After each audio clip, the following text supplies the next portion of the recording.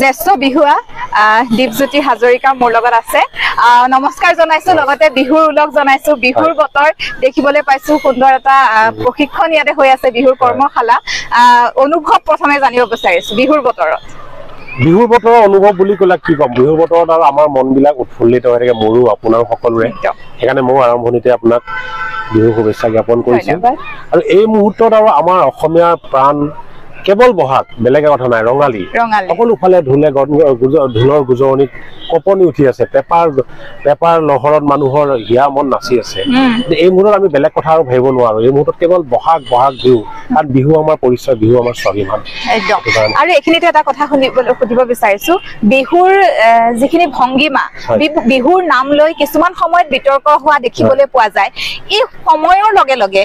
আমি সলনিৰ যিখিনি হ'ব লাগে সেইখিনি আমি হৈ যাব লাগিব কিন্তু তাৰ মাজতে আমি অতীজৰ যি বিহু নাম বা বিহু নাচ সেইখিনি আমি কেনেদৰে ধৰি ৰখাটো উচিত বুলি আপুনি অনুভৱ কৰে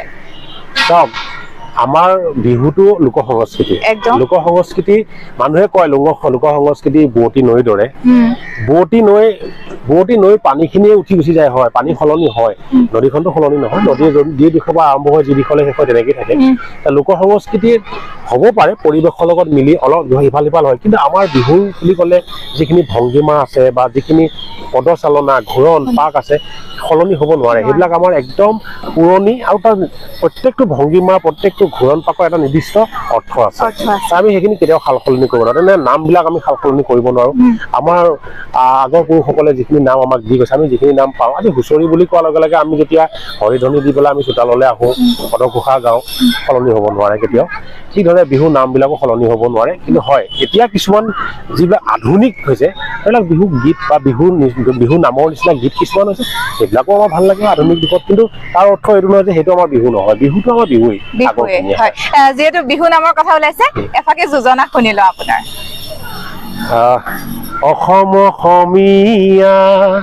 এ জাতি বিনন্দীয় ঐ বিহু আমাৰ অতি প্ৰিয় এ জাতীয় জীৱনৰ কলা কৃষ্টি মজিয়াতৈ আমি সব হলো থিয় ধন্যবাদ জনাইছো ফটোকপি মই উঠো মোৰ মোবাইলটো ন এটা খুলি লওক বাৰু